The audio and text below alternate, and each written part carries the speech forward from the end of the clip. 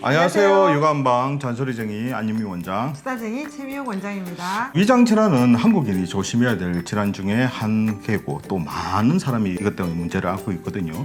뭐 연구기관의 결과를 보게 되면 한국인 4명 중에 1명은 소화불량을 경험한다고 봅니다. 저희가 한식 음식에 많이 익숙하기 때문에 짜고 매운 거에 그렇죠. 많이 노출되는 경우가 많잖아요. 그래서 위장질환은 다 조금씩 있는 것 같습니다. 맞습니다. 그래서 일상생활 속에서도 자신도 모르게 무심코 한 행동이 위에 부담을 주지 않는지 오늘 체크하면서 위 건강을 해치는 습관을 꼼꼼히 따져보기로 하겠습니다. 네. 그래서 첫 번째는 뭐냐 그러면 탄산 음료를 마시면 소화가 잘 된다고 생각하시는 분들이 생각보다 많습니다. 결론을 말하면 아니라는 거, 착각이라는 거. 네. 트림이 이렇게 탁 나게 되면서 뭔가 좀 속 시원하고 속이 편해지는 느낌을 가지시는데 네. 이건 소화가 된다는 신호가 아니라 탄산 음료에 된 가스가 다시 입으로 나오는 거거든요. 그렇죠. 오히려 이렇게 위장장애가 있는 경우에는 탄산 음료 섭취가 건물입니다. 탄산 음료가 오히려 이게 소화 장애를 일으키는 경우가 많거든요. 네. 이게 탄산이 아무래도 이제 식도나 위를 연결하는 간략근을 약화시키기도 하고 또 이게 위산을 식도로 역류하기 쉽답니다. 그 역류성 식도염 이런 거 유발할 그렇죠. 수도 있겠습니다. 그러니까 약간 느낌만 네. 매끄하고 하니까 우리 아들도 요즘 좀 컸다고 한 번씩 소화 안 되면 뭐 콜라라든지 사이다라든지 먹는 게 약간 습관 같거든요. 그래서 이제 예전에 좀 드셨잖아요. 저도 엄청 잘 아는데요. 먹었죠. 근데 지금 안 먹어도 소화 그렇게 안 된다는 느낌 없으시잖아요. 그렇죠. 이것도 참 습관이 또 안 먹게 되니까 또 참으면 하더라고요. 습관을 바꾸기가 사실 어려우니 처음부터 시작하지 마시길 바랍니다. 그리고 이제 애나 어른이나 밥에 물 말아 먹는 경우가 많단 말이에요. 그렇죠. 밥에 아마 물을 말아 먹게 되면 위산이 물에 희석이 되거든요. 네네. 이렇게 되면 소화의 기능이 이렇게 저하가 됩니다. 그렇죠. 그리고 아무래도 액체류, 그다음에 물이나 국에 밥을 말아 먹으면요. 저는 아이를 많이 보잖아요. 그렇죠. 이게 저작 운동 자체를 덜 하게 되니까 잘 안 씻고 우물우물하다 삼키는 결과가 됩니다. 물에 밥을 말아 먹게 되면 위산이 희석되죠. 소화 기능 떨어지고 아이 같은 경우는 저작 운동이 안 좋아지기 때문에 절대 권장하지 않습니다. 아무래도 이제 특히 아이들 같은 경우에 습관이 문제가 되어 있기 때문에 어릴 때부터 잘 안 쓸고 그냥 꿀꺽꿀꺽 삼키게 되는 경우가 되게 많거든요. 그쵸. 이 나중에 크게 문제가 생깁니다. 네. 그리고 이렇게 꼭꼭 씹지 않게 되게 되면 위에서 제대로 소화되지 않은 탄수화물이 이게 췌장에 부담을 줄 수가 있거든요. 네네. 요즘 현대인들이 또 이게 여러 암 중에서도 췌장암이라든지 담도암 이쪽에 문제가 암이 좀 많죠. 늘었어요. 췌장암에 그렇죠. 담도암 걸리는 환자분들이 늘은 이유가 제대로 소화가 안 돼서 결국은 소화불량에서 오는 거잖아요. 그렇죠. 예. 그래서 네. 특히 애들 같은 경우에도 씹는 게 좀 오래 걸린다고 급하게 이제 물에 말아가서 먹는 걸 네. 습관화하게 되면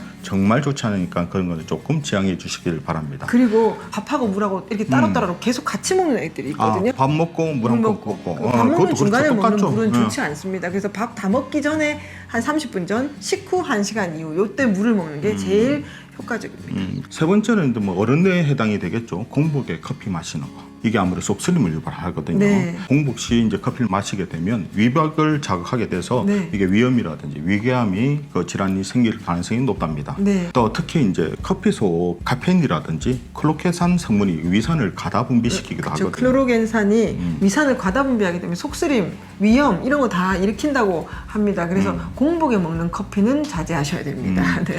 그리고 이제 네 번째는 그 식후에 낮잠을 자는 경우가 있게 되는데 네. 밥 먹자마자 바로 이제 눕는 경우 네. 이제 이런 것 때문에 역류성 식도염을 일으킬 가능성이 높답니다. 네. 밥 먹고 나서 음식물이 다 내려가지 않은데 눕게 되면 아무래도 역류 내려가지 않고 올라오게 되겠죠. 그렇죠. 그래서 역류성 식도염도 일으키지만 이건 꼭 낮잠뿐 아니고요. 저녁에도 먹고 바로 잠드는 것이 좋지 않습니다. 아, 저 요즘 우리 아들도 문제인데 아들 얘기가 많아요. 왜냐면 이제 실질적으로 자꾸 나오니까요. 애가 늦게 학원 갔다 와서 네. 배가 고프니까 뭘 먹고 싶어 하거든요. 네. 먹고 이제 이빨까지는 뭐 닦기는 하는데 그만해도 감사하긴 한데 그래도 바로 자게 되면 저거는 근데 그게 습관이 되거든요. 밤중에 먹는 그렇죠. 음식. 그래서 저희 아들하고 타협했습니다. 밤에 너무 간단하게 먹자. 그리고 그게 자꾸 쌓이잖아요. 누적되고 바로 잠드는 습관이 되니까 아침에 2배로 피곤합니다. 맞아요. 음식물이 소화가 덜 된 상태로 자게 되면 숙면을 방해하잖아요. 그래서 아침에 2배로 피곤합니다. 우리가 이제 잘 때는 머리에 스위치도 다 꺼져야 되는데 잠을 잘 들려고 하는데 위가 계속 움직이다 보니까 다 스위치가 안 꺼지거든요. 네. 그러니까 숙면이 안 되는 거예요. 그래서 저희가 자기 전 3시간 전까지만 일단 먹으라 그러는데